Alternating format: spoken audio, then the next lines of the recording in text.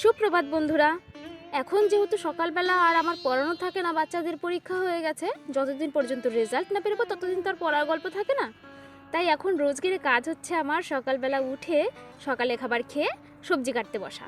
সেই সকালবেলা বসেছিলাম, মাঝখানে একবার উঠেছি, তারপর আবারও বসেছি। শীতকালে এখন এত সবজি হয়ে গেছে, কোনটা ছেড়ে কোনটা খাবো, একটার আয়োজন করলে সঙ্গে আরেকটা ঠিক জোগাড় হয়েই যায়। অনেকক্ষণ থেকে সবজি কাটছি, আর আজকে আমার একটা জায়গায় যাওয়ার কথা, একটা কাজ আছে, আর আমার সঙ্গে বৌদি যাচ্ছে।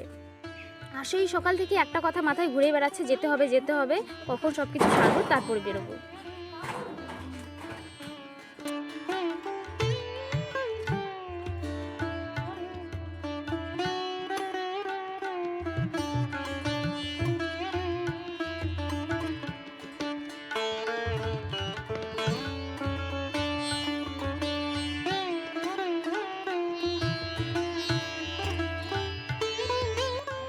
নতুন গাছের ছিম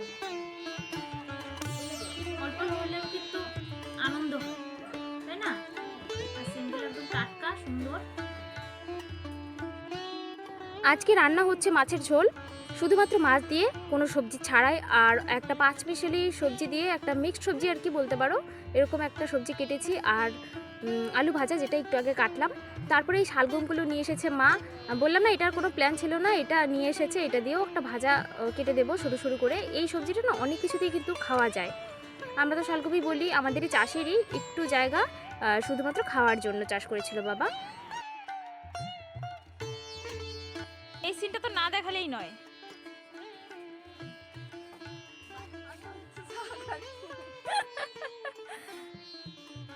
শাশুড়ি মা যত্ন করে দিল আর কি। বাসন মাজতে মাজতে চা খায়। আর এই পাশে দেখো বৌদি শাক নিয়ে আসছে। মা আর বৌদি গিয়েছিল শাক তুলতে সকাল সকালই। আর আজকে শাকটা মনে হচ্ছে না আমার খাওয়া হবে, কারণ আমি তো খুব তাড়াতাড়ি বেরিয়ে যাব। শীতকালে শাক কী যে ভালো লাগে। আর ঠাম্মা এদিকে ঠাকুরের বাসনগুলো একটু ধুয়ে দিচ্ছে। আমার ভালোই হলো, একটু টাইম বেঁচে যাবে। স্নান দান করে পুজো দিয়ে তারপর কিছু খেয়ে বেরিয়ে যাব। এখানে আর কথা বাড়াবো না, এক এক করে সব কাজগুলোই সারবো। চলে এলাম ঘরে। ঘরে এসে বাসি ঘরগুলো একটু ঝাড় দিয়ে দিচ্ছি। এখন কোনো রকমে দিয়ে দিচ্ছি, পরে আরেকবার তো দিতেই হবে। আর বৌদির ঘরটাও একটু ঝাড়ু দিয়ে দিলাম। বৌদি এইমাত্র অনেকগুলো বাসন ধুয়ে উঠলো, তো ভাবলাম বৌদিকে বললাম যে তুমি স্নানে যাও, তারপর আমি স্নান সারবো। তো বাসি ঘরগুলো এখন ঝাড় দিয়ে দিচ্ছি, পরে আরও একবার ভালো করে অবশ্যই দিতে হবে। এখন ধুলো এত আসে, জানালা দরজা খোলা থাকলে রাস্তা দিয়ে এত ধুলো ভেতরে ঢুকে যে একবার ঝাড়ু কেন, 2-3 বার হলেও যেন কম পড়ে যায়। তারপরে স্নান দান সেরে এসে আমি একটু ডকুমেন্টসগুলো চেক করে নিয়েছি। এই সবগুলোই ডকুমেন্টসই নিয়ে যাব। 2-1টা ডকুমেন্টস নেব এমনটা না, সবটাই নিয়ে যাব, পুরো ফাইলটাই নিয়ে যাব, কারণ কোনটা দরকার পড়ে বলা যায় না। তো একবার চেক করে নিচ্ছিলাম যে কোনটা সব কিছু ঠিকঠাক আছে কি না। দেখো পুজো দেওয়া আমার হয়ে গিয়েছে, এখন অল্প খাবো, রেডি হব আর বেরিয়ে যাব।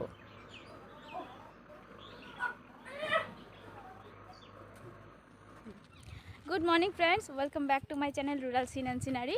সকাল থেকে তো অনেক কথাই বললাম, কিন্তু কোথায় যাচ্ছি সেটা আর তোমাদের সঙ্গে ক্লিয়ার করলাম না। তো আমরা যাচ্ছি বলতে আমার দরকার, আমি যাচ্ছি আমার কলেজে। সেখানে একটা কাজ আছে, সেখান থেকে আমাকে ফোন করা হয়েছিল, সেখানে যেতে হবে। আর সঙ্গে সার্টিফিকেটটাও আনবো ভাবছি, কারণ অনেকগুলো বছর হয়ে গেল সেখানেই পড়ে রয়েছে। আমারই দায়িত্ব, আমার তো নিয়ে আসা দরকার।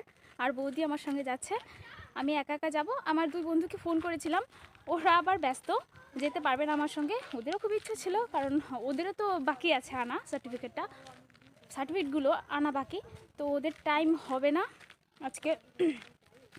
একজনের ছেলের শরীর খারাপ, আর একজন অন্য কাজে ব্যস্ত, এই নানান কাজে ব্যস্ত বলে ওরা যেতে পারবে না। তো আমি একা যাব, তাই বৌদিকে সঙ্গে নিয়েছি। আর সকাল থেকে কথা বলতে পারিনি সরাসরি ক্যামেরার সামনে এসে, একটু ব্যস্তই ছিলাম, দেখতেই পেলে। তো চলো যাব। আর যে কাজটার জন্য যাচ্ছি সেটা আদৌ হয় কি না আমি শিওর না, তো সবই জানতে পারবে। তো চলো দেখতে থাকো। কী বলে, বাড়ির এখান থেকে অটোতে এলাম, অটোতে মোটামুটি ভালোই ভিড় ছিল। আর এখন যাব কোচবিহার স্ট্যান্ডে, সেখানে গিয়ে কোচবিহারের বাস ধরবো। কোচবিহার তো নয়, এর আগেই আমাদের কলেজ। তো চলো বাসে উঠে সম্ভব হলে তারপর কথা বলছি।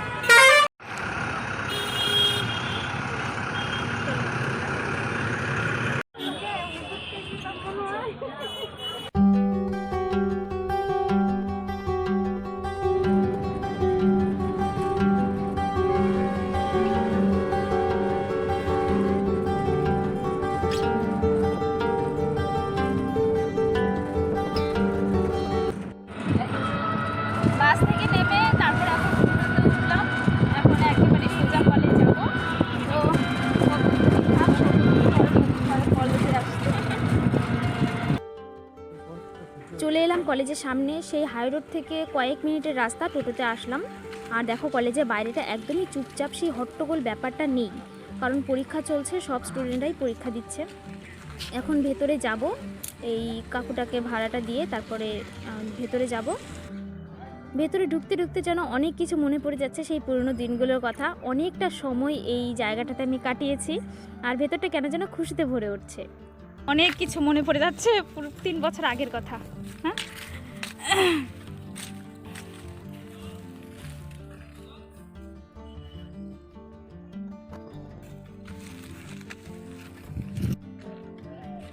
এখন ভেতরে গিয়ে যা কাজ আছে একটু শেষ করার চেষ্টা করব।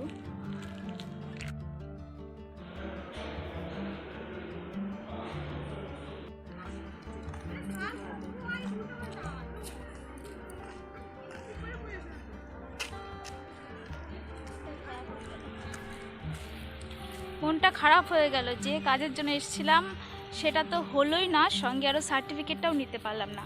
অন্য আরেকটা ডেট দিয়ে দিল, তারপর সেদিন আসতে পারবো কি না আদৌ সেটাও জানি না। তো কিছু করার নেই, এভাবেই বাড়ি ফিরতে হবে। তো চলো, এখন আর কিছু কথা বলবো না, একেবারে গাড়িতে উঠে তারপর আবার দেখা হবে।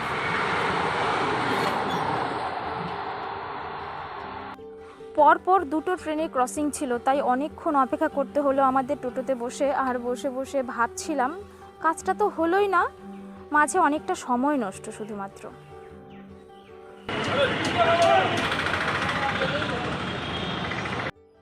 সেই সকালবেলা বেরিয়েছিলাম, তেমন কিছু তো খাওয়া হয়নি দুপুরবেলা।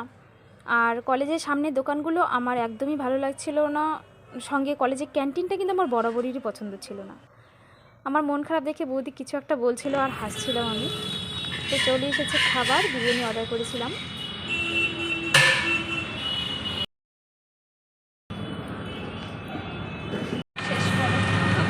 ফালাকাটা থেকে টোটোতে যাচ্ছি এখন বাড়ির দিকে, কারণ গাড়িতে এত ভিড়, গাড়িতে তো কমফোর্টেবল লাগে না, কারণ এতটা বাসে আসার পর আবারও গাড়িতে সাফারিতে বা ম্যাক্সিমোতে ভালো লাগে না, তাই আমরা টোটোতেই যাচ্ছি। আর কৌশিকের জন্য খাবার প্যাক করে নিলাম। তো চলো, এখন আর কথা হবে না, একদম বাড়ি গিয়ে কথা হচ্ছে। খুব ক্লান্ত লাগছে, সঙ্গে মনটা একটু খারাপ লাগছে, কাজটা হলো না, পরে আবার কবে আসতে না হয় না হয় তো সেটা জেনে নেওয়া যাবে। কিছুক্ষণ আগে বাড়ি ফিরে এলাম আমরা, সন্ধে হতে এখনও মোটামুটি 8 ঘন্টা মতো বাকি। কৌশিকের জন্য খাবার এনেছিলাম, ও খাবার পেয়ে তো বেজায় খুশি, খেতেও আরম্ভ করে দিয়েছে।